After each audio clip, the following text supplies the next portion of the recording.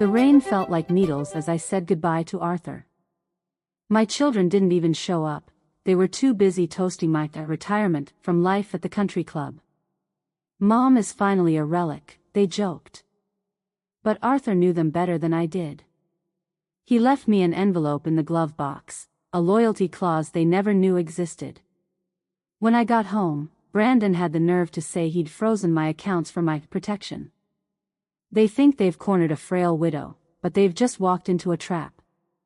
Listen to the end to hear how I handled it, and subscribe to hear more of my journey. The October rain comes in sideways, the way it always does on the Connecticut coast when the season has finally lost patience with summer. It isn't the gentle, cinematic drizzle that belongs in eulogies. It is precise and punishing, each drop a cold needle stitching the dark soil over the lid of Arthur's mahogany casket. I stand at the edge of the grave with my hands clasped in front of me, my sensible black pump sinking incrementally into the softening earth. The mud is already working its way around the soul, cold through the leather. I let it. I don't move. Brandon and Ashley are 10 feet back, sharing a single golf umbrella, a pale yellow umbrella, I note, as if they packed for a tennis match rather than a burial. Brandon is in the suit I've seen him wear at closing dinners, the one with the faint chalk stripe that he believes communicates gravitas.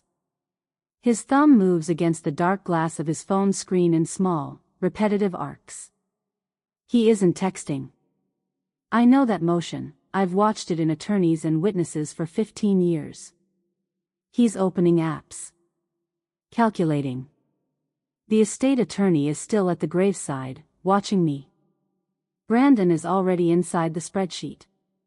Ashley shifts her weight from one patent heel to the other, the golf umbrella tilting as she angles her face away from a photographer I don't see. She is crying the way people cry when they've practiced in a mirror, the precise amount of moisture for a photograph, nothing that requires actual tissue. The scent of the wet earth rises around me, raw and insistent, mocking the $60 a stem lilies banking the grave in suffocating white. Arthur would have hated the lilies. He liked wildflowers, he liked things that grew without anyone deciding they should. I had specified wildflowers to the florist 3 weeks ago, when the diagnosis gave us its final, unambiguous timeline. Someone changed the order. I'll find out who. I don't cry. I watch my son's thumb. The interior of the Volvo holds its grief quietly. There is the deep, reliable scent of the leather seats, and underneath it, ghost-like and fading but unmistakably present, the warm spice of Arthur's cologne, sandalwood and cedar and something I could never name, something that was simply him. The car was his choice, then mine, and he'd sat in the passenger seat on 100 drives through these same wooded roads, reading aloud from legal documents in a voice that treated fine print as entertainment. I sit in the driver's seat without starting the engine. My fingers find the latch in the glove box before my eyes do. That is what 15 years of the stenotype teaches the hands, precision in the dark, navigation by memory alone. The latch releases with a soft click, and inside, undisturbed, is the manila envelope I placed there 14 months ago at Arthur's quiet insistence. The wax seal is intact, pressed deep with the Thornton family crest, the small Tudor rose the children always found embarrassing and I always found appropriate. Arthur's handwriting runs across the front in his particular script, bold, impatient, slightly uphill, as if the letters are in a hurry to get somewhere. The loyalty clause. I rest the envelope on my lap. It is heavier than it has any right to be, this one sheaf of legal paper, perhaps because I understand exactly what it contains. Arthur had it drawn by the estate attorney 2 years ago, after the first incident with Brandon's venture fund, the one where Arthur quietly paid off a bridge loan and said nothing publicly, and Brandon said thank you by not returning calls for 6 months.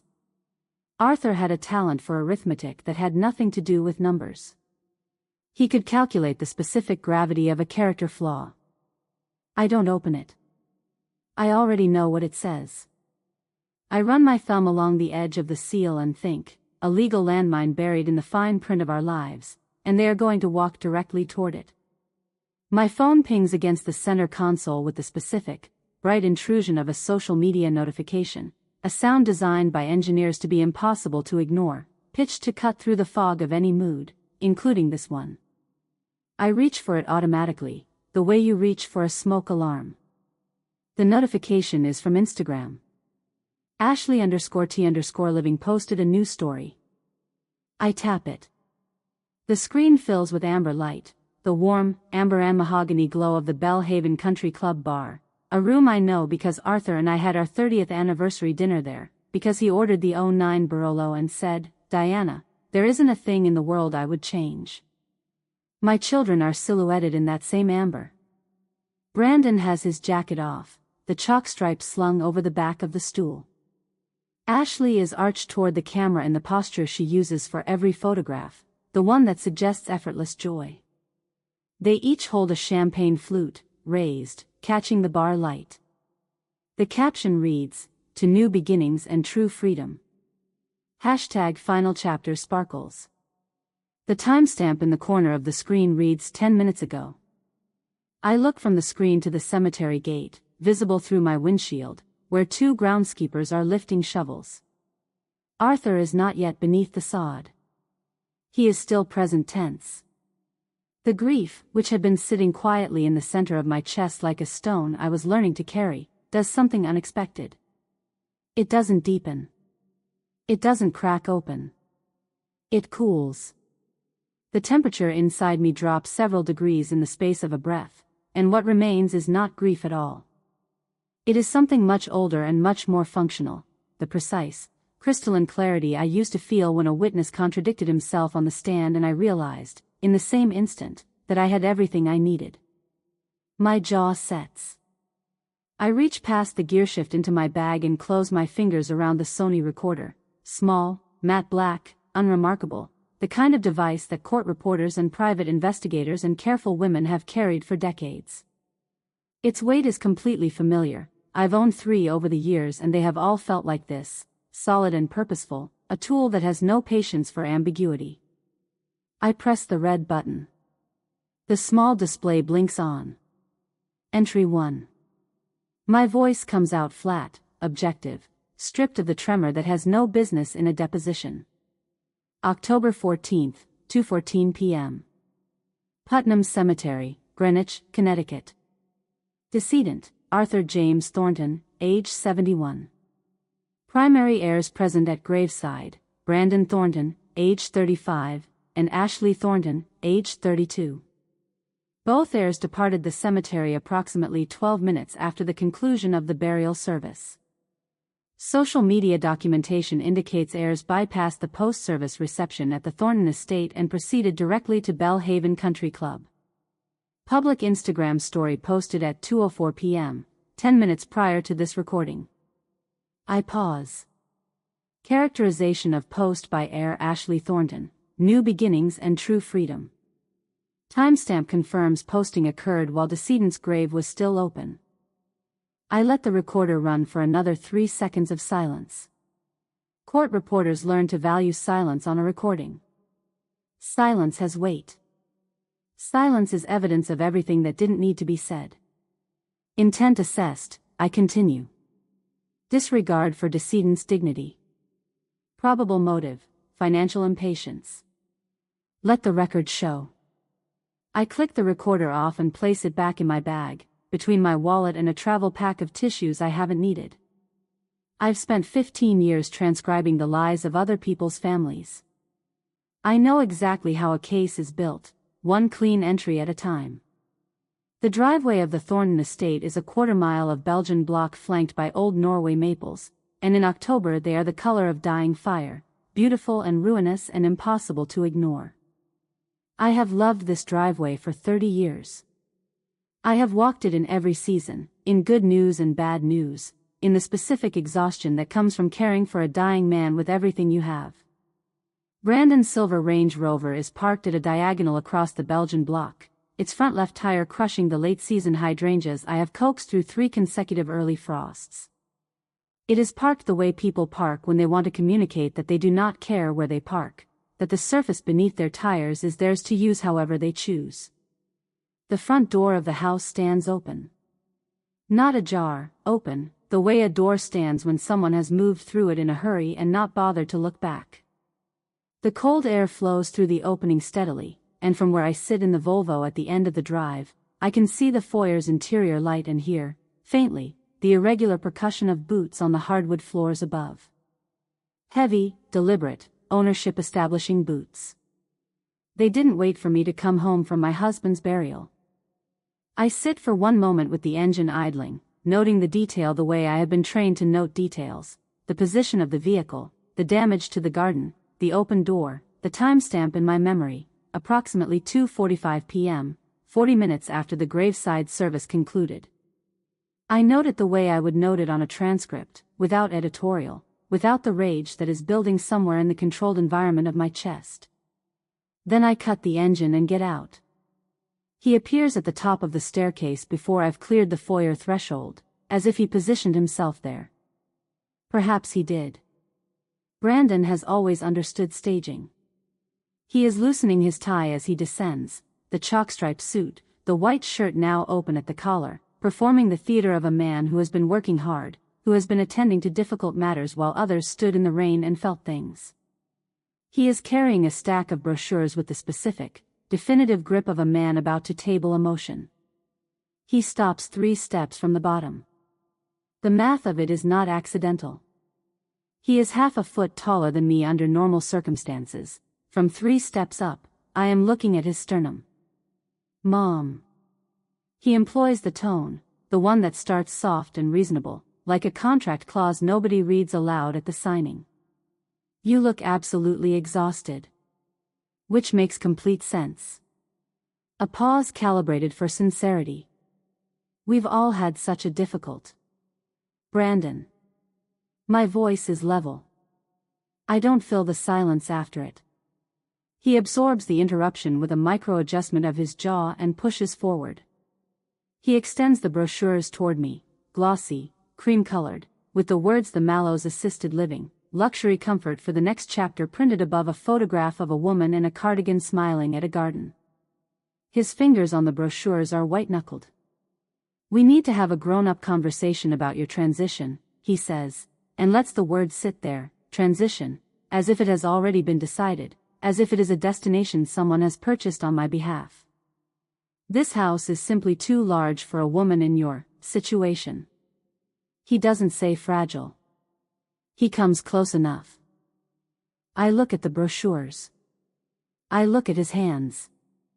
I look at his eyes, which are performing concern with the commitment of a man who has rehearsed in a mirror, just like his sister. I take the brochures from him. I hold them at my side. Thank you, I say. I move around him toward the study. I also took the liberty of calling Meridian Private Bank, he says to my back. I stop walking, not because I'm surprised, but because stopping is the correct response, the response that gives him what he needs, which is the sense that he has landed a blow. I let him have it for 2 seconds. Given everything that's happened, he continues, and I hear him move to lean against the mahogany banister behind me, confident, and given the very real risk of grief-impaired decision-making, targeting by financial scammers, impulsive purchases, I've placed a temporary protective hold on the primary accounts. His voice slides into something almost gentle. We can't have you making decisions you'd regret, Mom. It's the responsible thing. The responsible thing. He has frozen my accounts on the day of my husband's funeral, and he has framed it as an act of love. I do not turn around. I am taking a very slow, very quiet inventory of my options, the way a court reporter takes inventory at the start of a session: recording equipment, seating, clean transcript pages, backup battery. I have the loyalty clause in my bag. I have the recorder. I have 30 years of watching the legal system work, and I have the specific, hard-edged knowledge of exactly what Section 4.2 of a properly executed family trust can do to an heir who has just committed documented financial coercion. He is smiling, I can hear it. He is expecting the scene, the sharp intake of breath, the "how could you," the tears that will look extraordinary in a competency filing. I say, I'm going to review some documents. I continue to the study. The study smells of lemon oil and old law volumes and, faintly, of the pipe tobacco Arthur gave up in 1998 but that had apparently decided to stay in the curtains. I close the door behind me and stand for a moment in the particular silence of a room that has never told a lie. I spread the loyalty clause across the desk. I don't need to read it from the beginning. I have already read it 3 times in the past 2 years and once in the car on a different rainy afternoon when Arthur and I had discussed it clinically, the way 2 people discuss emergency exits before they need them. But I turn to section 4.2 now and I read it with the focused attention I once gave to sentencing proceedings. Any heir or beneficiary who engages in documented financial coercion, bad faith litigation, or actions designed to undermine the cognitive or legal standing of the primary trustee shall be considered in breach of the loyalty clause and shall thereby forfeit all rights, claims, and interests in the Thornton Family Trust, in whole and without exception. I set the page down. Brandon has placed a protective hold on my accounts on the day of Arthur's funeral. He arrived at my home before I returned from the cemetery. He brought brochures for an assisted living facility. These are not impulsive acts of a grieving son, these are coordinated steps in a prepared plan. They have consulted an attorney. The brochures, the account freeze, the height advantage on the stairs, it is a script. I recognize scripts. I take a slow, deliberate breath through my nose, the breath I used to take at the start of a long session when the case was serious and the room was hostile and accuracy was the only weapon I had. They think I am a document to be filed away. They have forgotten that I am the one who does the filing. I find Ashley on the 2nd floor landing before she finds me. I have gone up the back staircase, the servant's stair, Arthur called it, though we never had servants and the name was ironic and affectionate, and I move along the upper hallway in the cashmere house slippers that make no sound on the runner carpet, and I observe her from the doorway to the upstairs sitting room. She has a sheet of neon pink post-it notes and she is moving through the dining room below with the systematic efficiency of a woman who has a plan and considers herself very clever. I watch her press a note onto the base of the Ming vase, the one Arthur brought back from a sourcing trip in 1993, the one the insurance policy values at $62,000, the one that has lived on the console table through every argument and reconciliation and dinner party this family has ever had. She presses the post-it on without ceremony. She gives it the attention you give a price tag. "Too dusty," she mutters, stepping back, tilting her head as though appraising a piece of furniture at an estate sale. Which, I suppose, is precisely what she is doing. She moves to the Chippendale sideboard and slaps a note there too. Then the tall case clock in the corner. Then the pair of watercolors above the fireplace that were a wedding gift from Arthur's business partner, a man who has been dead for 12 years. I watch her inventory my life. She is 32 years old, and she has her father's jawline and none of his arithmetic, and she is placing pink stickers on 30 years of a marriage as if she is tagging luggage before a flight. She sees me on the 3rd pass, when she turns from the fireplace and finds me standing in the doorway, still and absolutely silent in my cashmere, watching. "Oh my God, Mommy!" The shriek is genuine, at least, the surprise is real, and for 3 full seconds, before the training reasserts itself, I see her actual face. It is the face of someone who has just been caught. Then the performance resumes, the hand pressed to her collarbone, the eyes widening into pools of theatrical concern, the pivot. "You gave me an absolute heart attack," she breathes, rushing toward me, her manicured fingers landing on my arm with the cold, light pressure of a woman who knows how to simulate warmth. "Are you okay? You're so quiet. We're all just so worried about you. Brandon and I have been talking and we just feel like you might be, you know." She widens her eyes meaningfully. "Losing your grip on things a little. Which is completely normal after what you've been through." She stops. She is looking at my face, and I am giving her nothing. No data. No flinch. No invitation.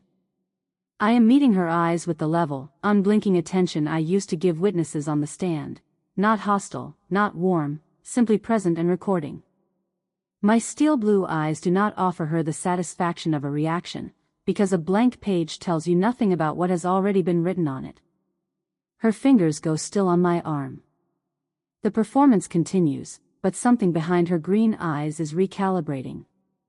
She was expecting water, she has found stone. She doesn't know what to do with stone. I'm going to rest now, I tell her quietly. It's been a long day. I move down the hall to my room. I lock the door behind me and stand in the dark, listening. It takes less than 90 seconds. I hear them congregate in the upstairs hall, the way predators congregate when they believe the prey has retreated, low, urgent, slightly giddy with the confidence of people who believe the next step is already decided. The carpet runner muffles their feet but not their voices, and the walls of this house were never as thick as the architect believed. She's completely non-responsive. Brandon's voice, low and taut. Didn't react to the accounts.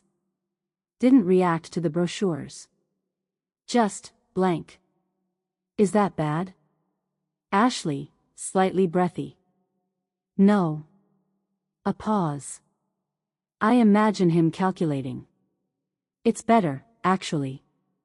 Non-responsive works better for the competency filing. We document dissociation, inability to engage, withdrawal from reality. Brandon. We already have the intake paperwork from Dr. Heller. She just needs to sign the consent forms for the psychiatric evaluation and we can move the whole thing by end of month. His voice has the flat, procedural quality of a man reading from a checklist. The hold on the accounts gives her 72 hours before she can escalate, and by then we'll have. They move further down the hall, and I lose the specific words, but the architecture of it is already clear enough. This is not improvisation. There is a doctor already aligned. There is intake paperwork. There are timelines. I sit on the edge of my bed in the dark and feel the entire situation with complete clinical precision. I am a target. The plan is in motion. They have resources and momentum, and they have made the specific, fatal mistake of believing I am the kind of woman who can be managed. My hands rest in my lap. I become aware that my fingers are moving, tapping a silent rhythm against my knee, the way they do when I am processing, when the information is large and needs sorting. It is the rhythm of the stenotype. QWR, context, discipline, analytical, deliberative. They have the bank and the brochures and a doctor on retainer. I have section 4.2, a Sony recorder, and 15 years of transcribing people much more sophisticated than my children before they walked straight into consequences they had authored themselves. 20 minutes later, I descend the back staircase. I move with a deliberate, slightly unsteady gait, the weight distribution of a woman fatigued past her reserves, one hand trailing along the wall. I learned this in a federal courtroom 20 years ago, watching a defense attorney walk a jury through the posture of a victim. The shoulders carry the performance, the feet carry the truth. In the dining room, I pause at the console table. The Ming vase sits in its usual position, Ashley's pink post-it crumpled slightly against the base, the silk floral arrangement fanning behind it in a way that creates a specific, hidden geography. I pretend to steady myself against the table's edge, my hand pressing flat to the lacquered surface, my breath coming in the shallow, careful increments of a woman managing her vertigo.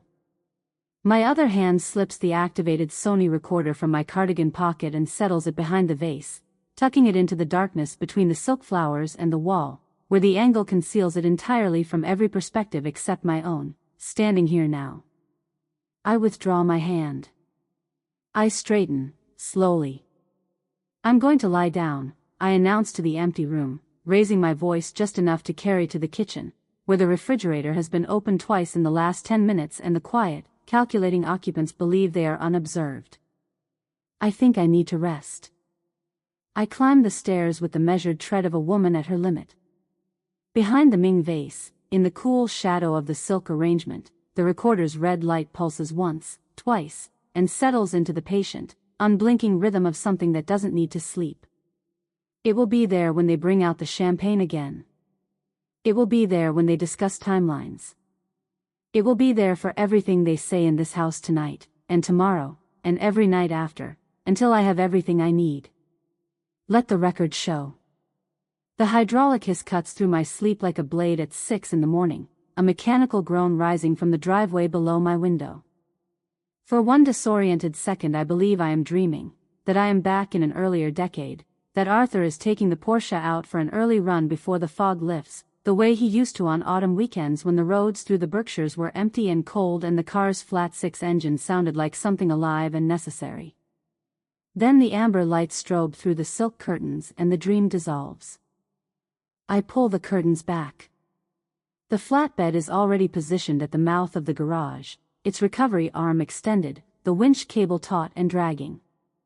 Arthur's 1967 Porsche 911, the silver one, the one he bought the year Brandon was born and drove every anniversary of our marriage along the same route through the Berkshire Hills because he said certain roads should be repeated, comes out of the garage bay with the slow, undignified momentum of a thing being dragged rather than driven. The silver paint catches the flat gray morning light the way dead fish catch light, beautiful and wrong. Brandon stands on the damp gravel in gym clothes, a clipboard under one arm, directing the two men with the loose authority of someone who has been awake for hours and is very pleased with himself. I watch until the car is fully loaded. Then I get dressed. I am down the front steps in my wool coat, thrown over my shoulders, no time for the buttons, before the flatbed's brake lights have finished glowing. The damp gravel crunches under my shoes. The morning fog has the cold, mineral smell of October in Connecticut, the smell of everything shutting down. Brandon doesn't look up from his clipboard. "Estate taxes," he says, before I've spoken a word. The tone is the same one he used for the account freeze, conversational, procedural, the voice of a man reading from a script he considers inevitable. "We've been running the numbers. The collection is a liability we can't carry through probate." Dad would have understood. He holds out a sheet of Thornton Logistics stationery, their old letterhead, the kind that's been in the supply closet since the company rebranded 4 years ago. It is a memo of intent, dated 3 months prior. The header reads disposal of personal vehicle collection, per decedent's verbal instruction.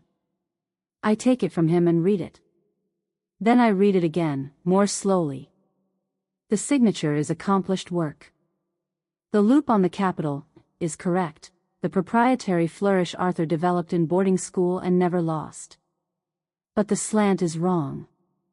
Arthur was left-handed and pressed downward into the paper with a specific, idiosyncratic heaviness that left an impression on the sheet below. I could read his handwriting with my eyes closed by running my thumb across the page and feeling the furrows. This signature sits on the surface of the paper like a decal. Whoever forged it had Arthur's style but not his substance. I hand the memo back. "I see," I say. I make note of the Porsche's VIN number on the flatbed tag as the truck begins to pull away. I read it twice, committing it to the exact filing system my memory built over 15 years of reading evidence numbers into the court record. VIN. Time. Date. Witness, myself. Brandon finally looks up.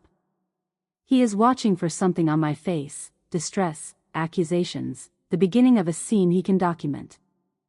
I give him my neutral expression, the one that reads as emptiness to people who have never had to hold a poker face for 8 consecutive hours in a federal proceeding. "Thank you for telling me," I say, and go back inside. The crash is enormous, a sound like a wave breaking indoors, the violent percussion of something irreplaceable meeting a marble floor at high velocity. I am at the top of the main staircase when it happens and I take the stairs at a pace that surprises my knees, one hand on the railing, the other free, because I already know what I am going to find. The foyer fills my vision, white and blue ceramic shards distributed across the marble in a radius that indicates force rather than accident, a porcelain explosion that has reached the base of the coat stand and the leg of the Chippendale table 6 feet away. Ashley stands at the center of it, a feather duster in her right hand, her face arranged in an expression of wide-eyed, helpless dismay. Her beachy blonde waves are pushed back behind one ear. She is the picture of remorse, if remorse had manicured nails and a cashmere sweater that costs more than a month's groceries. "Oh, Mommy, I am so sorry," she breathes, pressing her free hand to her mouth. I was just trying to help with the dust. You always say the foyer gets dusty. And I turned and my elbow just caught it. Anne, her eyes dropped to the floor, fast and systematic, scanning the debris field. She is not looking for ceramic. She is looking for something small and matte black. I look at her face, at the speed of that downward glance, at the way her gaze crosses and recrosses the shards, and I understand with complete clarity that the vase was not an accident. The vase was a search. Are you okay? She asks, redirecting her eyes to mine. You look so pale. You should sit down. Brandon. Her voice pitches upward. Brandon, can you come? Go get the vacuum, Ashley, I say. My voice comes out below room temperature. She blinks, a genuine blink, a reset, because the voice is not the one she was prepared for, and then she turns toward the kitchen. The moment her back clears the doorway, I drop to my knees on the marble. The shards are razor-edged and scattered without logic, the way things scatter when they fall from height. I move through them quickly, scanning, and I find it in the debris near the wall, the Sony recorder, its black plastic casing cracked along one side, the internal mechanism partially exposed where the impact fractured the housing. The red light is dead. The recorder itself is gone, functionally.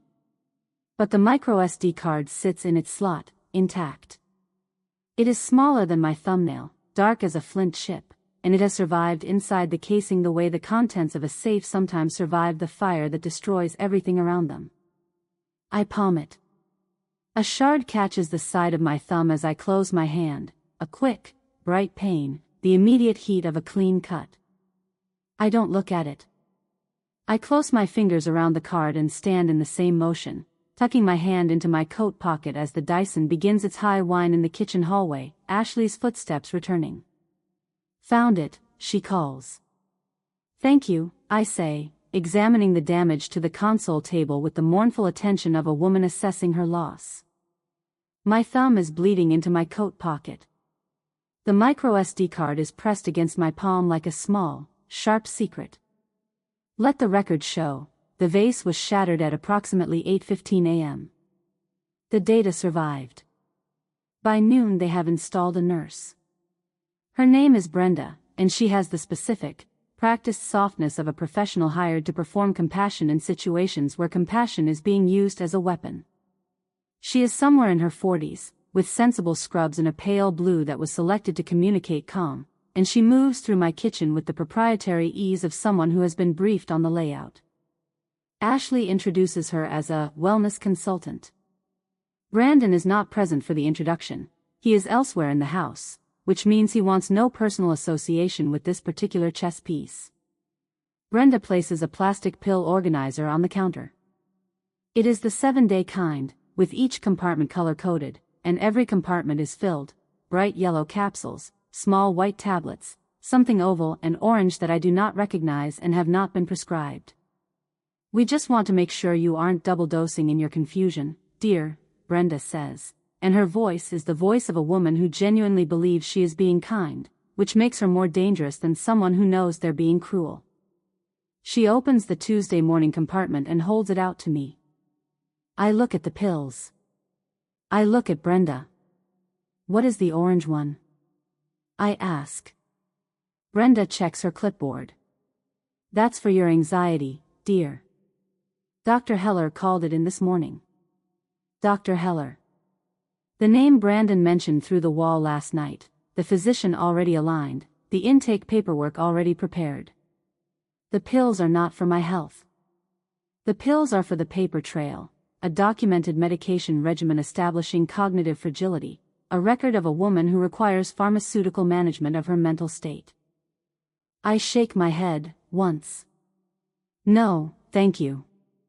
Brenda makes a note in her leather-bound log, writing with the deliberate, legible penmanship of someone who understands that records are for other audiences. I watch her write and think, so do I. The house goes quiet somewhere after midnight, the particular quiet of a dwelling where people believe themselves unobserved. I wait another 30 minutes past the last footstep in the hallway before I move. I sit at Arthur's desk in his study, the antique surface covered in the papers I've been pretending to ignore for 2 days, and I open my laptop in the darkness. The glow of the screen is the only light. I retrieve the micro SD card from where I've stored it, inside the lining of my Patek Philippe watch band since this afternoon, and I seat it in the adapter I found in the bottom drawer of the desk. The audio file opens. It is grainy, compressed by the recording distance and partially corrupted by the impact, but it is there, the voice is identifiable, the words recoverable. If we move the cars now, we can clear the offshore debt before the first probate hearing. Brandon. Clear enough for transcription. Just make sure she stays confused until the papers are signed. Ashley. Even clearer. I pull the stenotype from the bookcase shelf where it has lived for 6 years as a memento, and I set it on the desk in front of me. The familiar geometry of the keys under my fingers is like returning to a language I never stopped speaking. I begin to type. The rhythm of the machine in the silent house is the most comforting sound I have heard since Arthur's voice. Thrum thrum. Thrum thrum. I am working at approximately 230 words per minute, formatting the audio into a clean, professional deposition transcript, speaker identified, timestamp noted, content verbatim, inaudible passages marked with the standard court notation, inaudible, approximate. X words. I work until 4 a.m. When I am finished, I have 6 pages of formatted transcript, properly headed, dated, and initialed in the bottom right corner the way I initialed every page of every transcript I ever filed. The witness is ready. The deposition is clean. I save the file to a USB drive and close the laptop. They are thoughtful enough to place the document between a sympathy card from the rector and an envelope from the HOA, which I find almost charming in its attention to camouflage. Ashley has arranged the breakfast table to look like the administrative aftermath of a funeral, thank you notes to be signed, bills to be acknowledged, the small paperwork of death that a grieving widow would work through on autopilot. The document is titled Petition for Voluntary Conservatorship in clean serif typeface. It is 8 pages, and the key provision is on page 2. Upon my signature, full legal and financial authority over my person and estate would transfer to Brandon James Thornton, to be exercised at his sole discretion until such time as a reviewing court determined otherwise. The time frame for such review is noted as not less than 18 months. Ashley appears in the kitchen doorway with 2 cups of coffee, another performance, another prop. I know there are so many things to take care of, she says, setting a cup near my elbow, sliding a Mont Blanc pen across the table toward my hand with the smooth, practiced motion of someone who has done this before, in rehearsal or in fact. These are just the last few formalities for the funeral costs, Mom. The attorney said if we get these in by Friday. Which attorney? I ask. Her smile holds but her eyes recalibrate. Brandon's attorney. He's been handling the estate filings. I say. I fold the petition for voluntary conservatorship in half and set it on the far side of my coffee cup. Ashley waits. She waits for another 5 seconds, which is how long her patience actually is when she's not performing. I'll review it later, I tell her. I eat my toast. At 10 a.m. I pick up my purse and announce to the kitchen that I'm going to the village for air. The key hook by the back door holds 3 sets, the spare house key, the gate remote, and the silver Volvo key on the Tiffany fob Arthur gave me on our 20th anniversary. I reach for the Volvo key. The peg is empty. I stand with my hand still extended toward the hook, not because I'm surprised. I have been waiting for this, have in fact been expecting it since the account freeze, but because the staging of this moment requires that I appear to be surprised. I let my hand fall. I turn. Brandon is stepping out of the shadow of the coat closet, his posture arranged in a careful pantomime of reluctant concern. He holds the Volvo key on one finger, letting it turn slowly in the light. I don't think that's a great idea, Mom. His voice is the most practiced register, the one that is gentle on the surface and concrete underneath. Brenda mentioned you seemed dizzy this morning, and with your reflexes, we have to think about liability. The roads are wet. He closes his fist around the key and slides it into his pocket. For your own protection, I'll be handling the driving for the time being. He smiles at me. It is Arthur's jawline with none of Arthur's character. Of course, I say. I go upstairs and change into my walking shoes. I exit through the terrace door on the south side of the house, the one that opens onto the formal garden, and from there to the service path that runs along the back of the property toward the old stone wall bordering the neighboring estate. The morning air is cold and damp and tastes of fallen leaves and wood smoke from somewhere down the road. I walk 3/4 of a mile. The Miller estate sits behind a privet hedge that has been maintained to the same height for as long as I can remember, which is a long time. Evelyn Miller answers the door in her housecoat and reading glasses, a mystery novel face down in her hand, and she looks at me the way she has looked at me for 30 years, as one sensible woman looks at another in conditions that require sense. I need $20 in 10 minutes with a phone, I tell her. She doesn't ask why. She has never liked Brandon, not since the hedge incident with the SUV 3 years ago, and she understands at a level that requires no explanation that I am standing on her doorstep at this hour because someone has decided I shouldn't be. She goes inside and returns with a $20 bill and her iPhone, unlocked. I step off her porch and dial. The notary is young, probably 26, in a suit that needs pressing and a tie that suggests he dressed in the car. He is sitting on the Binney Park bench with the expression of a man who was told to meet a client and is now questioning every decision that led to this moment. I sit down beside him and present my driver's license and my Patek Philippe. I need you to witness and notarize a statement of facts, I tell him. I speak clearly, in the measured cadence of a woman who has given testimony before, enunciated, unhurried, with the specific precision of someone who knows that clarity is the difference between a document that holds and a document that crumbles. I am going to demonstrate cognitive competency for the record.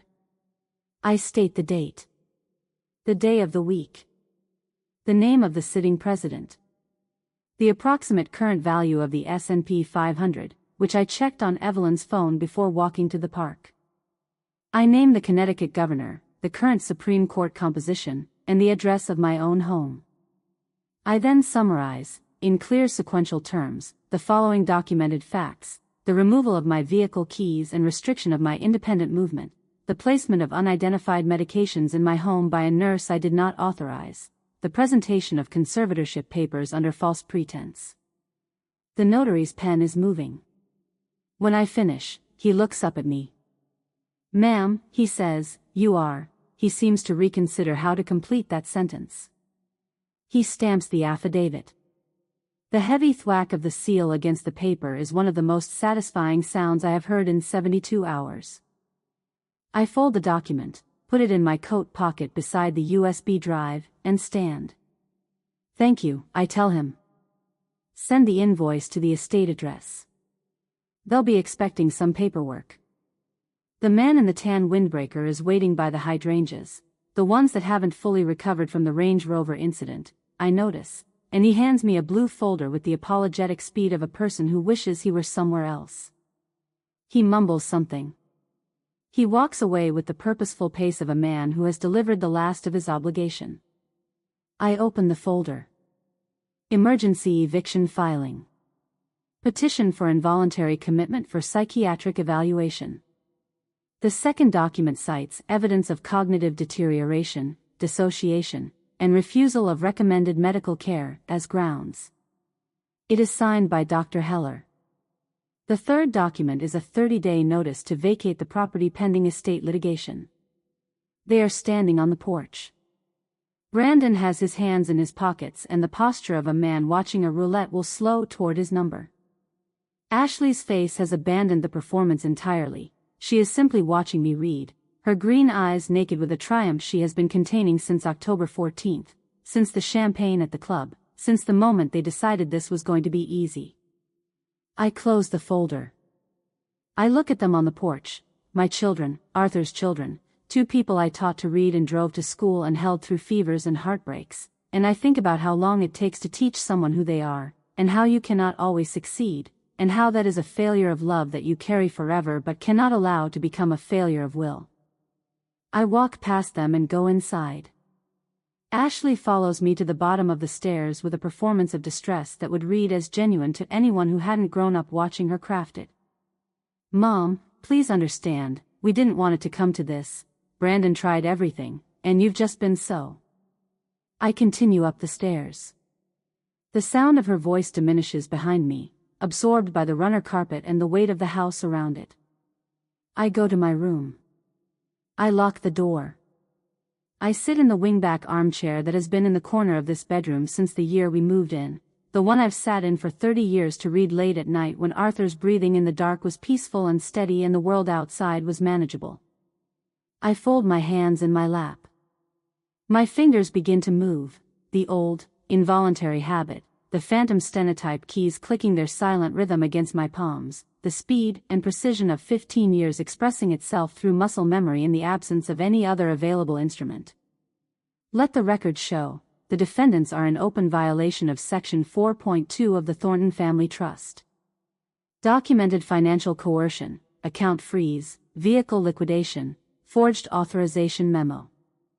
Documented actions to undermine cognitive standing, unauthorized medications, hired wellness consultant, conservatorship petition, psychiatric commitment filing.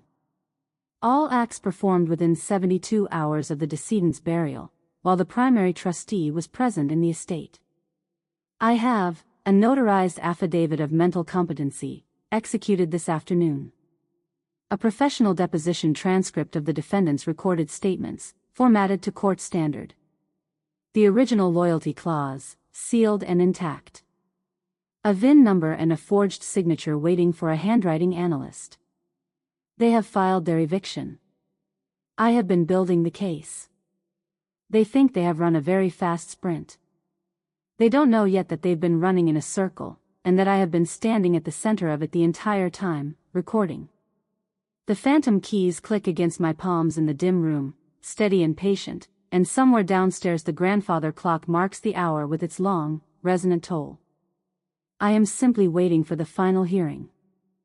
The scotch is a 25-year Glenfarclas from the cellar, the last bottle of the case Arthur and I brought back from a distillery trip through Scotland in 2011. I pour 2 fingers each into the Waterford crystal tumblers, the ones we reserved for serious occasions, for deals closed and difficult conversations that needed to end well. I set them on the dining table beside the decanter, adjust the placement by 1/2 inch, and step back. The table looks like what I intend it to look like, an overture. I hear the front door and their voices in the foyer, the specific cadence of 2 people who have been conspiring together and have arrived in the confident, slightly giddy register of people who believe tomorrow is already decided. The smell of expensive rain follows them in, damp wool and something floral from Ashley's hair, and the sharp, particular scent of Brandon's confidence, which has always smelled faintly of ambition and the wrong kind of urgency. They come into the dining room and find me seated at the head of the table, my hands folded, the decanter between us. Brandon reads the tableau first. His eyes move from the scotch to me, and something in his posture adjusts, a small recalibration, like a predator encountering an unexpected obstacle in a familiar corridor. "Sit down," I say. "Please." They sit. Ashley pulls her chair close to Brandon's, the way she has since childhood, the alignment of 2 people who have agreed on something. "I am tired of the warring," I tell them. I let the sentence settle before I continue, because I learned from 30 years of listening to attorneys that pace is almost everything. If you stop the liquidation of the cars and the art immediately, and cease the legal filings, I will authorize a generous monthly stipend from the trust for both of you. We can end this tonight. I watch it move across their faces, the greed, rippling outward from whatever calculation runs first behind their eyes, the way wind moves over dark water and reveals the depth beneath.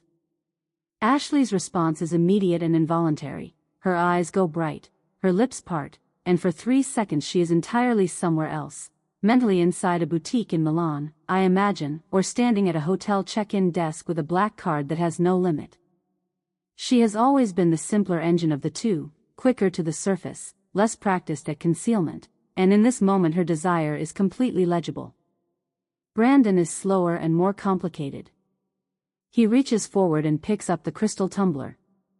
He takes a deliberate sip of the scotch, holding it in a way that communicates assessment rather than pleasure, the gesture of a man who is reminding the room that he hasn't decided yet, that nothing at this table has been agreed to without his say.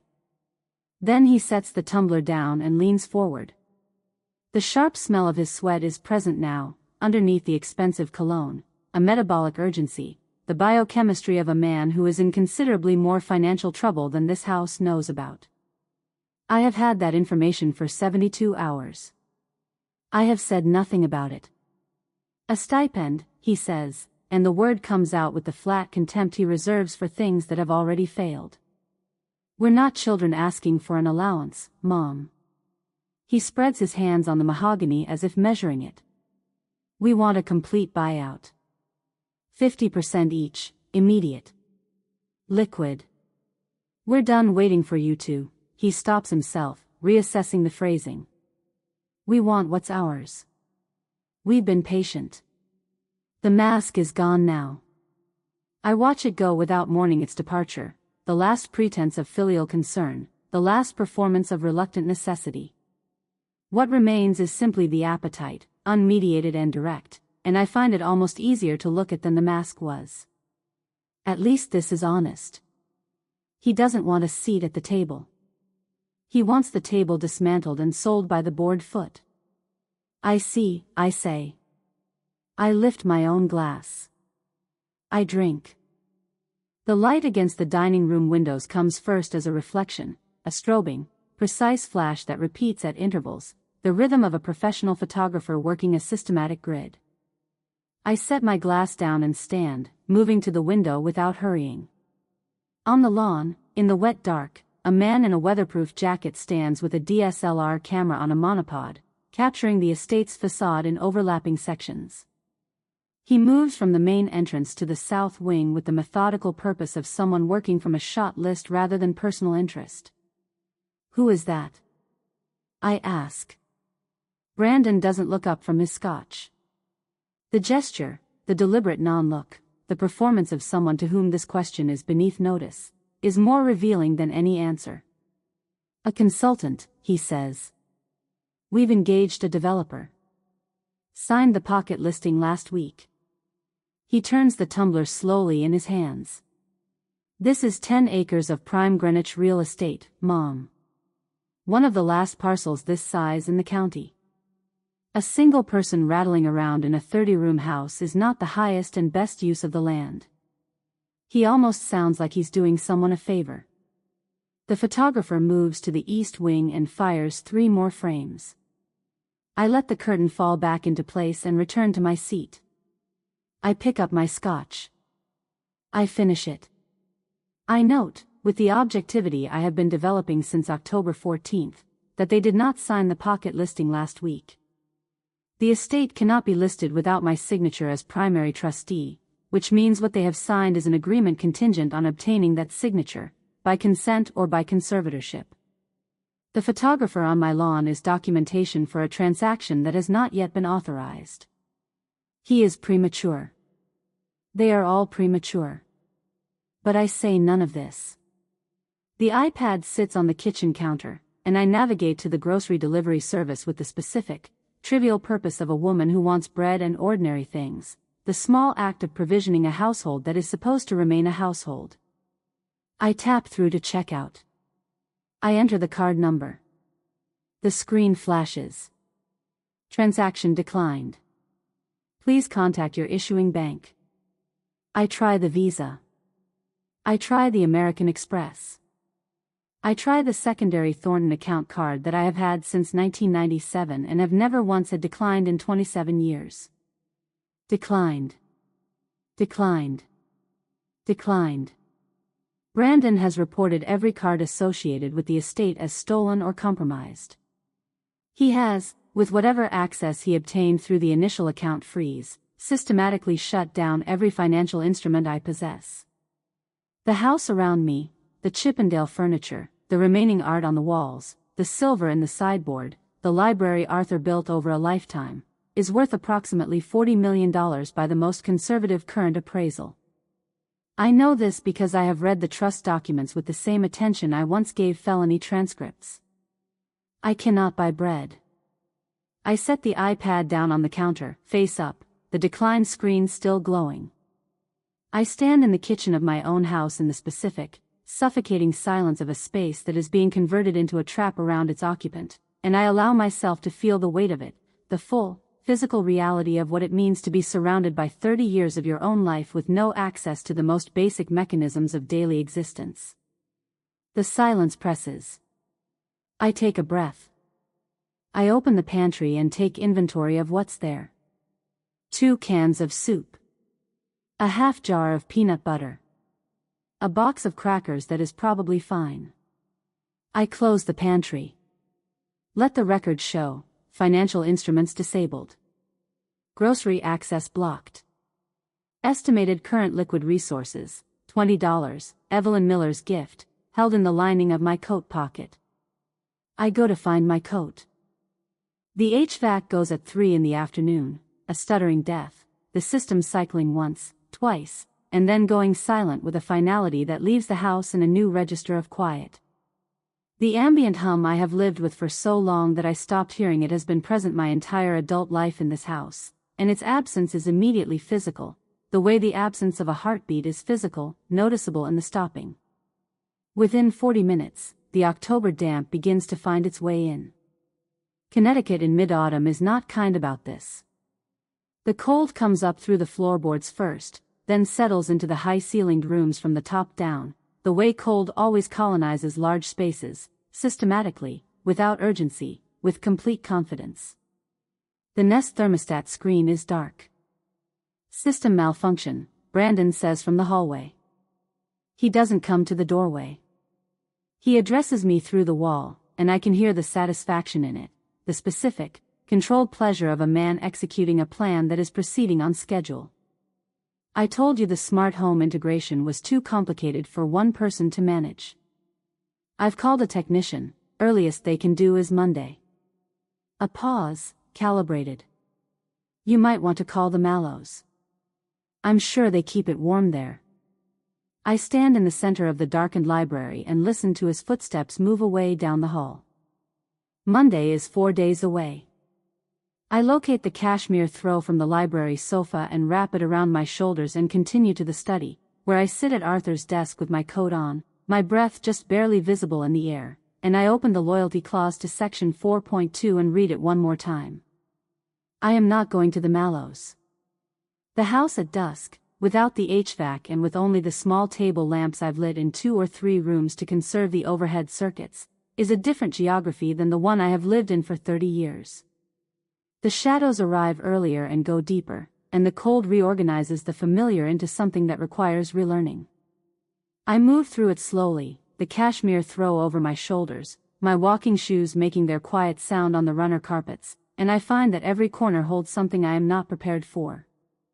Arthur's reading chair in the library, still indented in the particular way of a chair that has been occupied by the same body for a long time.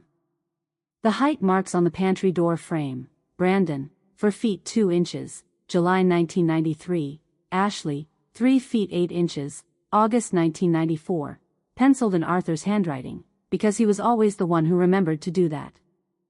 The specific arrangement of the kitchen window, which faces east and lets in the early morning light in a way I arranged 26 years ago and have never moved anything to change. I am a prisoner in silk sheets and cashmere, surrounded by the artifacts of a life that is being evaluated for its liquidation value while I am still present in it. The feeling is difficult to name precisely.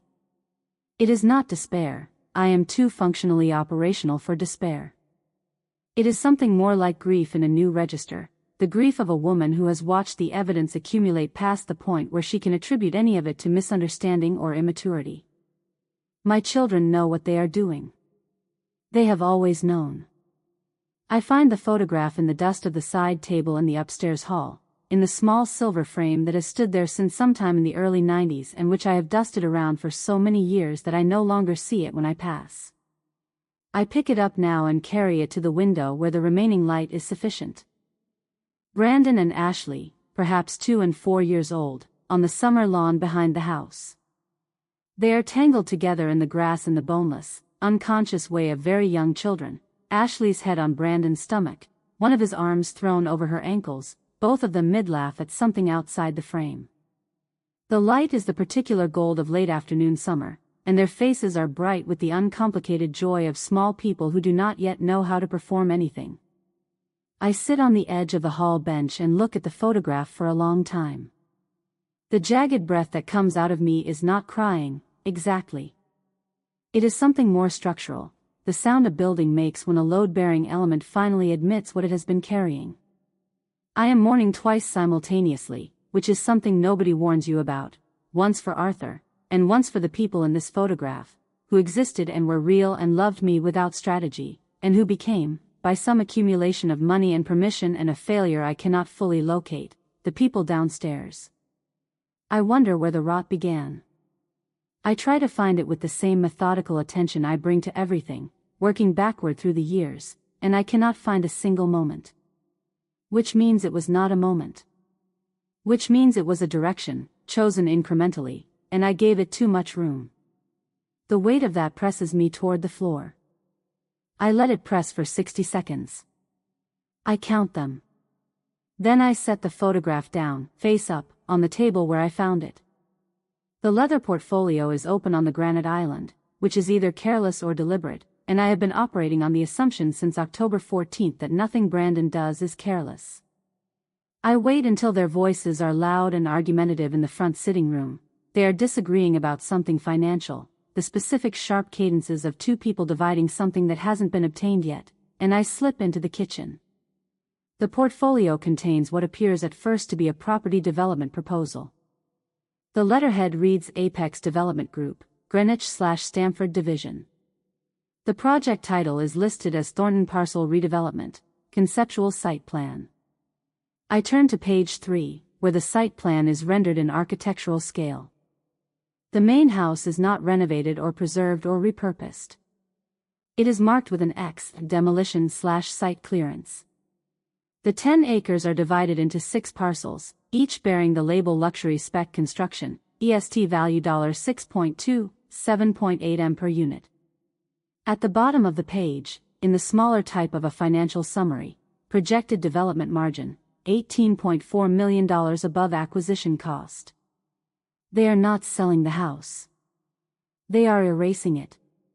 30 years of a marriage, a family, a life Arthur built and I maintained and we both loved, the height marks on the pantry door, the east-facing kitchen window, Arthur's chair, the driveway of Belgian block, scheduled for demolition and replacement with 6 speculation houses that will be inhabited by people who know nothing and own nothing and will carpet over whatever remains.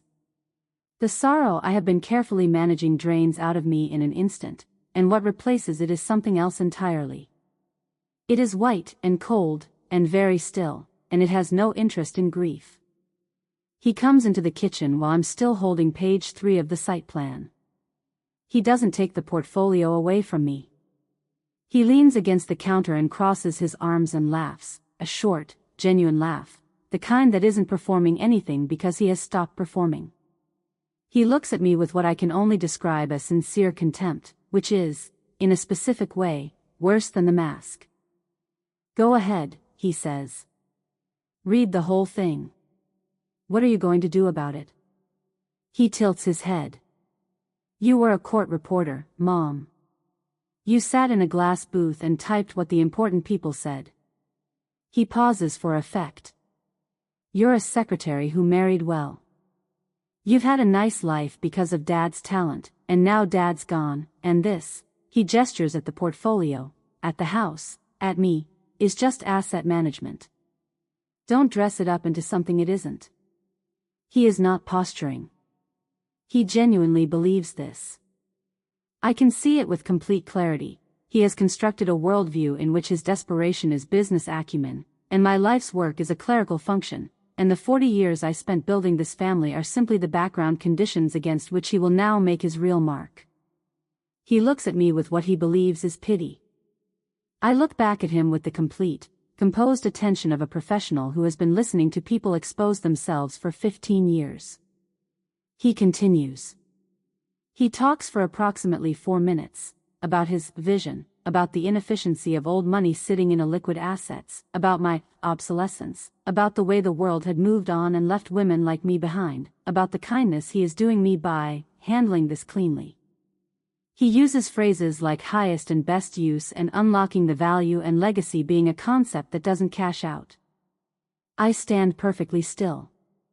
My hands are at my sides. My eyes are on his. My face is giving him nothing, no anger, no wound, no invitation to escalate or modulate. I am a blank transcript page.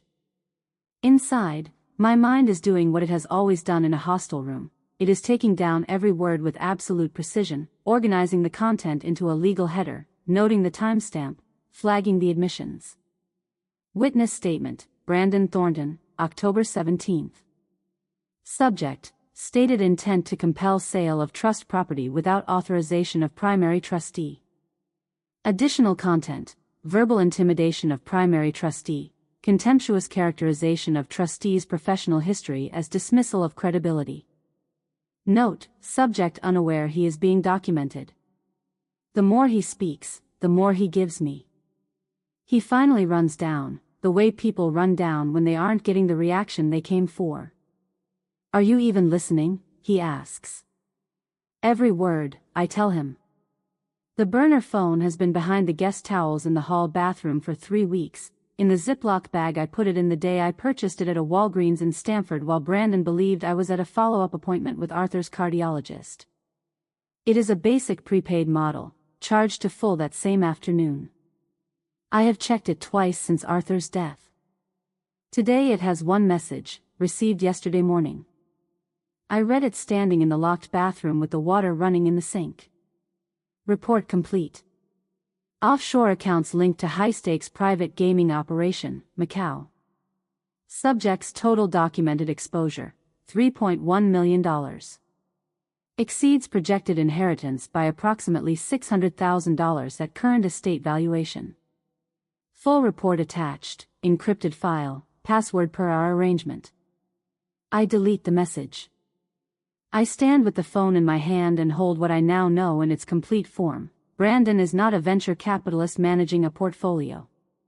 He is a man in significant, undisclosed debt to a gambling enterprise in Macau, for an amount that exceeds what he stands to inherit from his father's estate, who has been attempting to liquidate that estate at maximum speed before a probate court can examine the books. The desperation I have been smelling since October 14th is not ambition. It is the specific, high-frequency fear of a man who owes more than he can pay. Ashley is his instrument, not his partner. I have the motive. I have the recordings. I have the forged signature. I have the site plan, the conservatorship filing, the medication log Brenda keeps with such professional care, every entry a documented act of intimidation. I have the notarized affidavit from the park bench. I need neutral ground. The suitcase is the brown leather one, vintage Hartmann, purchased in 1987, the one Arthur called the serious bag because I only took it on trips that mattered. It opens easily. I have not forgotten the combination. It is 3 in the morning and the house is at its coldest, the October air having found every gap in the old stone foundation, and I pack with the discipline of a woman who knows that everything she takes must be justified by its necessity. No jewelry. No furs. I leave the Mikimoto pearls on the dresser and the Patek Philippe on the nightstand. They are beautiful but they are not what I need. I take the stenotype machine. I wrap it in the cashmere throw and set it in the bottom of the suitcase, the familiar weight of it an anchor. I take the loyalty clause in its original sealed envelope, and the copy I made 3 weeks ago and stored separately, and I wrap both in the waterproof document sleeve I bought the same day as the burner phone. I take the flash drive. I button my wool coat. I pick up the suitcase. I stand in the center of my bedroom for a moment, the room where Arthur and I slept for 30 years, where I have sat in the wingback chair through 100 late-night hours, where the ceiling has watched everything this marriage was, and I look at it the way you look at a thing you are leaving, completely, without flinching. Then I go downstairs through the back staircase, through the mudroom, and out into the cold dark. The driveway gravel is silent under my shoes. The fog has come in from the water and the tree line is invisible, the property dissolved into gray. At the end of the drive, a pair of headlights hold steady. The Uber Evelyn called from her landline at 2:30, because Evelyn Miller is 80 years old and was married to a man who died by degrees, and she understands, at a cellular level, what it looks like when a woman needs to leave a house at 3 in the morning with a single bag and no explanation. I get in. I give the driver the address in Stamford. I do not look back at the house. I know exactly what it looks like. I know every stone of it, every corner of it, every height mark on every door frame. It is recorded in me with the same precision that I have recorded everything else. The fog closes over the driveway behind the car, and the headlights find the road, and I sit in the back seat with the Hartmann bag on my lap and my hands folded on top of it, the phantom keys running their quiet rhythm against my palms, and I think about neutral ground and mahogany offices and the particular, devastating weight of a pre-recorded voice speaking from beyond its own moment in time. I am not leaving the battlefield. I am going to the armory. The Marriott in Stamford smells of industrial carpet cleaner and the faint, stale memory of 1,000 complimentary breakfasts, and I have never in my life felt more precisely where I needed to be. The room is generic in the way that only chain hotels achieve, a studied neutrality of beige and navy and the kind of art that was selected by a committee to offend no one and inspire nothing. The desk is cluttered with a laminated card about the fitness center and a small basket of toiletries I don't need. I sweep all of it to the floor without ceremony and set my stenotype machine in the center of the cleared surface. It sits there in the lamplight, matte black and purposeful, the keys waiting. I arrange the materials in a semicircle around it, the PI report in its encrypted file folder, printed and tabbed, the bank statements showing the offshore account activity, the professional deposition transcript from the micro SD card audio, the notarized affidavit from the park bench, the loyalty clause in its waterproof sleeve, the flash drive. I stand back and look at the layout with the evaluating eye I once used at the start of a long session, checking that everything is within reach, that the sequence is logical, that nothing has been forgotten. My fingers tap the edge of the desk in the old rhythm. Thrum thrum. This is not a hotel room. This is the table in the room before the final room, the space where preparation becomes weapon. I am 64 years old, and I have slept 4 hours in a Marriott on industrial carpet smell, and I have never been more awake in my life. I order black coffee from the app. I open the deposition transcript. I begin to review. Arthur's estate attorney is a man named Gerald Foss, who has been practicing trust and estate law in Stamford for 31 years and who Arthur retained in 1994 after a handshake deal and what Arthur later described as the clearest legal mind I've sat across from that didn't make me want to count my silverware afterward. Gerald is 70, trim, and possessed of the specific emotional register of a man who has sat at the center of other people's worst days for 3 decades and learned to hold the room without filling it. He meets me at his office at 8 a.m., before his associate arrives, and he reads the complete deposition transcript and the PI report in the particular, undemonstrative silence of a professional absorbing material that confirms what he suspected. When he finishes, he sets the transcript down with the care of someone handling evidence, which is what it is. "Diana," he says. "I know," I tell him. We discuss the structure of what comes next for 45 minutes. At 9 a.m., Gerald sits at his desk, opens his email, and types the subject line I have been waiting 3 days to see composed: mandatory final estate review and codicil disclosure, Thornton Estate, attendance required. He addresses it to Brandon and Ashley at their personal emails, with a copy to the attorney they engaged, the one who drafted the conservatorship petition. He hits send. I watch him do it.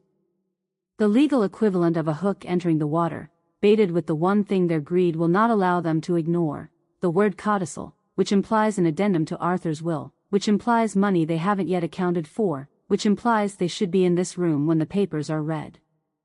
They will come. I have no doubt about this. Their greed is the most reliable thing about them. The law office on the upper floor of the Washington Boulevard building is everything the Thornton Estate study aspires toward and doesn't quite reach, older, denser, more serious. The wool carpet absorbs every footstep with a thoroughness that feels deliberate, as if the building itself understands that certain conversations benefit from the removal of ambient noise. The walls are mahogany paneling, actual mahogany, and the air carries the layered scent of expensive cigars and old paper and the specific, weighty atmosphere of a room where consequences have been rendered for a very long time. I arrive 20 minutes early.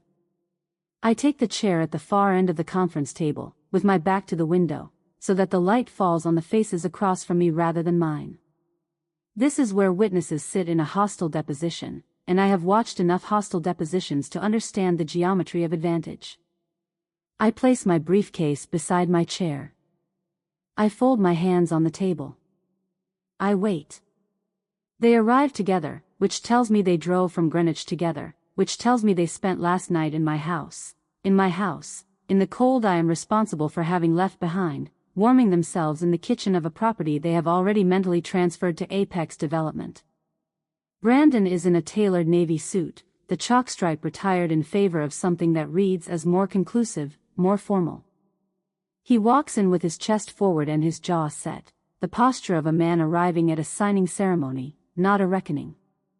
His hazel eyes sweep the room and find me at the far end and perform a brief, dismissive recalibration, present but irrelevant. Ashley follows in a cream pashmina that she has been saving, I think, for exactly this occasion, the soft, expensive mourning of a woman who has moved past grief into its decorative aftermath. Her green eyes are not performing sorrow today. They are performing quiet entitlement, the look of someone who has been waiting for a process to conclude and is here to collect the result. They take the high-backed leather chairs on the opposite side of the table from me. Neither of them looks at me directly as they settle in, the studied non-acknowledgement of people who have decided that looking at you directly would grant you a standing you haven't earned. To them, I am furniture. I am the outgoing occupant of a property whose interior they have already reimagined. Gerald opens the session without preamble, which is his style and has always been his style, and which I have always respected about him. He doesn't reach for a folder. He picks up the remote on the table and presses a button, and the 60-inch monitor mounted on the far wall comes to life with the sound of a system waking up, a low, electronic hum, and then the glow of a high-definition image resolving itself into a room I recognize. This room, in fact. This conference table, this paneled wall, these same leather chairs, filmed 6 months ago in full HD. Arthur sits at the head of the table. He looks well. Better than the last 6 months of his illness had left him. This must have been filmed in early spring, before the second round of treatments changed things, when he still had the particular, concentrated vitality of a man who has decided to do something and is doing it with his full attention. He is wearing the charcoal suit he favored for important meetings, the one with the subtle window pane check, and his eyes are steady and clear and filled with the specific expression I learned over 30 years to read as I have thought about this very carefully and I am at peace with what I've decided. Brandon goes still across the table. I watch the color drain from his face in increments, the way color leaves when something is happening that the body registers before the mind catches up. Ashley's hand moves to her throat. Arthur's voice fills the room, and the quality of the audio in this space, the wool carpet, the paneled walls, makes it sound less like a recording and more like a presence. If you are watching this, Arthur says, it means I am gone, and the loyalty clause has been invoked. He pauses. On the screen, he glances down at his hands for a moment, a gesture so familiar to me, so specifically his, the brief downward look he made when he was choosing precision over speed, and then he looks back into the camera.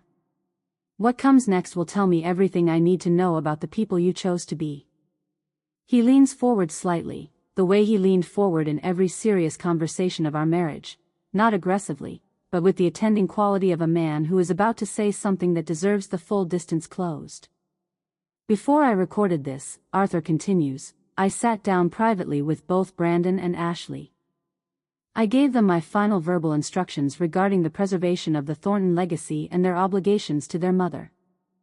I told them, in specific terms, what was expected of them to remain in good standing under this trust. His eyes on the screen are steady and slightly sad and entirely, unmistakably deliberate. Those instructions will determine everything that follows. The screen holds on his face for 3 more seconds. Then it goes dark. I have known Arthur for 40 years.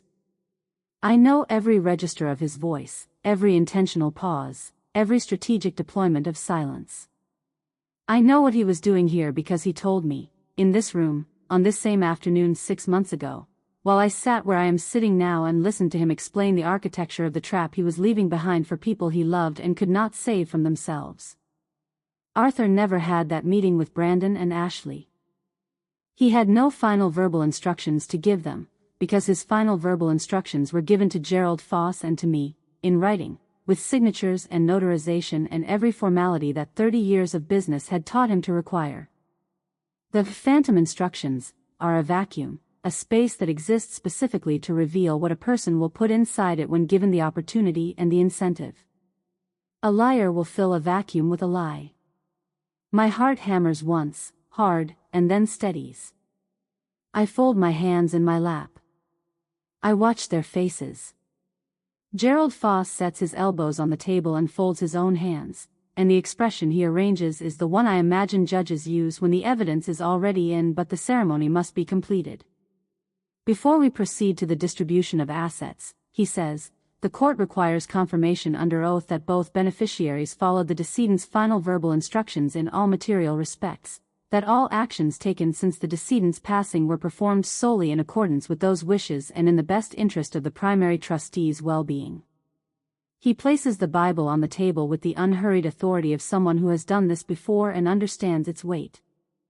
The silence in the room is a physical substance.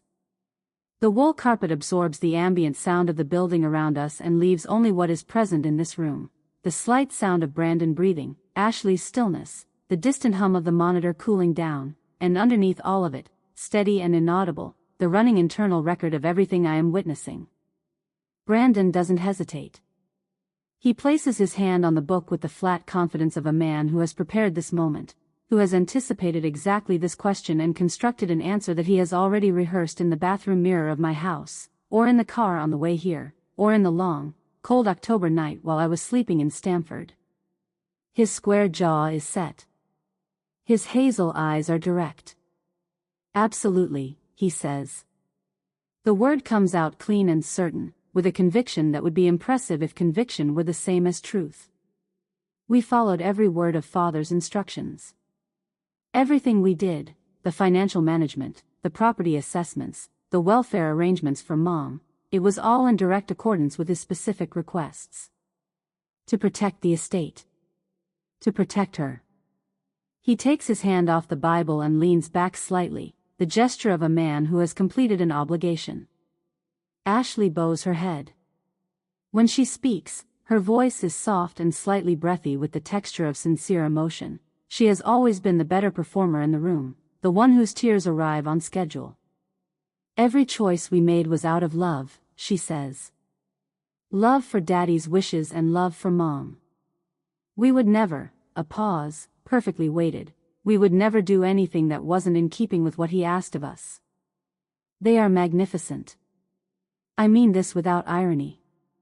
They have sprinted directly toward the edge of the abyss with the full, committed velocity of people who cannot see it, and they have done it beautifully. I reach into my briefcase. I do not rush. I do not perform urgency or triumph, because neither is necessary. The moment is already doing what it was designed to do without any help from my expression. I remove the digital recorder first, and I set it on the table, and I press play. My own voice comes out of the small speaker, flat and objective and dated, entry 1. October 14th, 2:14 p.m. Putnam Cemetery, Greenwich, Connecticut. And then, 30 seconds in, the ambient audio from the country club, the clink of crystal, and Ashley's captioned toast rendered into my spoken documentation of it. I press stop. I set the recorder aside and place the PI's report beside it, the encrypted file's printed summary, tabbed to the key finding. I set the notarized affidavit from the park bench beside that. I set the professional deposition transcript, 6 pages, properly headed, initialed on every page, face up in the center of the table. And last, I slide the digital recorder that spent 2 nights behind the shards of the Ming vase, its micro SD cards audio rendered into clean, court-formatted transcript, and I let Brandon and Ashley's own voices fill the text of it. If we move the cars now, we can clear the offshore debt before the first probate hearing. Just make sure she stays confused until the papers are signed. I slide it all across the polished mahogany and I watch it travel the length of the table toward them. Let the record show, I say. My voice is level and entirely cold, the voice I use when the record is complete and the session is closing, and nothing that follows will change what has already been entered. There were no verbal instructions. My husband was testing your integrity. I look at Brandon, then at Ashley, then back at Brandon. You just failed. Gerald picks up the loyalty clause with both hands. He opens it to section 9, which I have read enough times to transcribe from memory, and he reads it aloud in the careful, precise register of a man reading a legal document into a record that will exist after this room has emptied. Any heir who provides false testimony regarding the decedent's intent, or who engages in deceptive or coercive practices to accelerate or manipulate their inheritance, shall be deemed legally deceased for the purposes of this trust and all its instruments, and shall forfeit all rights, claims, interests, and standing therein, in whole and without exception, effective immediately upon the determination of such conduct. He closes the document. Brandon's face has moved through pale and arrived somewhere worse, a sickly, mottled color, the color of a man whose body has understood something that his mind is still refusing. His jaw is tight.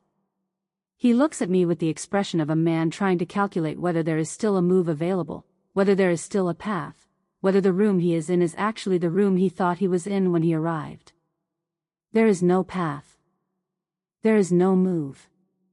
He built the trap himself over the course of 3 weeks and walked into it this morning on his own initiative, with his hand on a Bible, in front of a witness he had already dismissed as furniture. Ashley makes a sound, not words, a sound, the involuntary vocalization of someone whose body is doing what trained facial expressions can no longer manage. Her hand is at her throat again. Her green eyes are wet with tears that are, for perhaps the first time in this entire proceeding, completely real. I feel nothing in particular about the tears. I have mourned my children already. I did it on the edge of a hall bench in the house they were trying to demolish, holding a photograph from 1993, and I set it down when I was finished, and I am finished. Gerald closes the leather-bound folder with the deliberate finality of a gavel. The Thornton Family Trust, he says, in the tone of a man making an announcement that requires no further elaboration, reverts in its entirety to Diana Thornton, primary trustee, effective as of this moment. The beneficiary status of Brandon James Thornton and Ashley Marie Thornton is hereby terminated under Section 9 of the Loyalty Clause, with immediate effect and without appeal. He looks at them both, one at a time, briefly and without hostility. You have 60 minutes to vacate the Greenwich property. All personal accounts subsidized through the trust have been frozen as of, he checks his watch, approximately 3 minutes ago. The air in the room does something. It is difficult to name precisely, a shift in pressure, or perhaps in weight, as if the room has reorganized itself around a new center of gravity and everything that was standing in the old arrangement has had to catch itself. Brandon and Ashley are no longer heirs. They are trespassers in the life I built, sitting in chairs they no longer have standing to occupy, in a room where the record has been closed against them. Brandon's mouth opens. I watch him search for the sentence that reverses this, the argument, the countermotion. He has been a venture capitalist for 10 years, which means he has spent 10 years in rooms where the right words, delivered with sufficient confidence, changed outcomes. He is searching for those words now. They don't exist. The loyalty clause doesn't have a comment section. I stand. I smooth my wool skirt, the navy one, the one I packed in the Hartmann bag because it is the skirt I would wear to a closing, to a final hearing, to any proceeding where the record is about to be sealed. I pick up my briefcase. I reach inside it one final time. The folder I remove is heavier than the others, a 2-inch compilation bound with the red ribbon ties that federal court documents use, because Gerald suggested the visual language of it was appropriate and I agreed. I carry it to the door of the conference room, where a man in a dark suit has been standing since the session began, positioned against the wall with the patient stillness of someone whose role requires him to wait for a specific moment. He is a representative from the Stamford District Attorney's Office. His name is on the card Gerald gave me last night, and I have not needed to use it because he already knows why he is here. I hand him the folder. This contains the original audio recordings of conspiracy to commit trust fraud, I tell him, in the clear, measured cadence I would use to hand evidence to a clerk. The forensic documentation of forged signatures on the 1967 Porsche title and the associated authorization memo. Documentation of elder abuse and unauthorized medication administration. The private investigators' report on offshore gambling debts used as motive for the accelerated liquidation. I pause. The deposition transcript is formatted to federal court standard. All exhibit numbers are in the index. I look at Brandon. He is sitting very still in his navy suit, the suit he wore to what he believed was a signing ceremony, and he is looking at me with the expression of a man who has finally, completely, arrived at the understanding of what he was dealing with. It is not a pleasant expression. I don't require it to be. I look at Ashley. Her mascara has moved. The cream pashmina is still impeccable, because Ashley will be impeccably dressed at every moment that precedes the moment she isn't. You chose the dollar, I tell them both. I say it without heat and without satisfaction, because neither is appropriate for a closing statement. I say it the way I would read a final line into the record, clearly, accurately, for the document. Then I walk out. Behind me, as I move down the wool-carpeted hallway toward the elevator, I hear the sound I have been moving towards since October 14th, the specific, metallic precision of handcuffs, the sound of a consequence arriving on schedule, the final punctuation of a deposition that has been running for 3 weeks and is now, at last, complete. The sun in Tuscany is nothing like Connecticut. Connecticut light in October is beautiful and cold and always slightly threatening, the light of a place reminding you of what comes next. The Tuscan sun in November is an entirely different argument, warm, golden, unhurried, a light that lands on your face like a hand placed there with deliberate kindness. It comes through the old stone archway of the terrace and finds me in my chair and stays there, and I let it. The villa is small by the standards I have been living by, 8 rooms, old stone, a terrace that overlooks a hillside of dormant vines, a kitchen that smells of olive oil and dry herbs and the particular, ancient piece of a building that has housed ordinary human life for 400 years without any of it being extraordinary. I rented it for 3 months, with an option, because I have learned to give myself options. The rose is from a small producer in the Maremma, chilled to exactly the temperature where the fruit comes forward and the mineral finish is clean and unhurried. The condensation on the glass makes a small ring on the stone table when I set it down. I don't wipe it away. Let it mark the surface. This is my surface now, for as long as I choose it to be. My laptop is open on the table in front of me. The screen is blank, not dark, blank, the white blankness of a document that has been completed and saved and closed, and what remains is the empty page after the last page, the silence after the final line. I have spent the past 4 days writing the complete transcript of the Thornton estate proceedings, every documented act, every recorded conversation, every forged signature and medication log entry and notarized affidavit, formatted to the professional standard I maintained for 15 years and have never once lowered. It is 743 pages. It exists in 3 copies, in 3 separate locations, because I am a woman who understands backup. The cicadas are beginning in the hillside below, the late afternoon sound of them building slowly, the way a roomful of people builds before a session begins, individual voices finding each other, settling into a shared rhythm. I pick up the rose. The gates of the villa are locked behind me, old iron gates with a mechanism I tested twice the morning I arrived, because I test things. The record is closed. The Thornton Trust is mine, held by a trustee I selected myself, managed by Gerald Foss from his Stamford office, governed by documents that exist in their final, accurate, unalterable form. Brandon is awaiting arraignment on 2 counts of elder financial abuse and 1 count of document fraud. Ashley has retained a separate attorney and is cooperating with the district attorney's office in the way that people cooperate when they understand the arithmetic of their situation. The Porsche has been recovered from the auction house in New Haven and will be returned to the estate. The Apex development site plan has been shredded, presumably along with whatever the developer was told about the likelihood of that particular transaction closing. The Ming vase is irreplaceable. Some things are. I sip the rose and listen to the cicadas build and look at the blank page on my laptop and think about what Arthur would have made of all of this, not with sentiment, but with the genuine curiosity I bring to any closed case. I think he would have laughed, the particular dry laugh he had for things that confirmed what he already suspected about human nature. I think he would have said something precise and affectionate. I think he would have poured himself a scotch and sat in the other chair and said, "Diana, I always told you, the record is the only thing that matters." He was right, as he generally was about the things that actually mattered. The sun moves on the terrace, shifting the angle of the light the way it does in the afternoon here, not diminishing, just traveling, finding different surfaces to settle on. The vines on the hillside are copper and gold in the late season, the same colors as the Norway maples on the Greenwich driveway, though warmer. Everything here is warmer. My fingers rest on the edge of the laptop, still.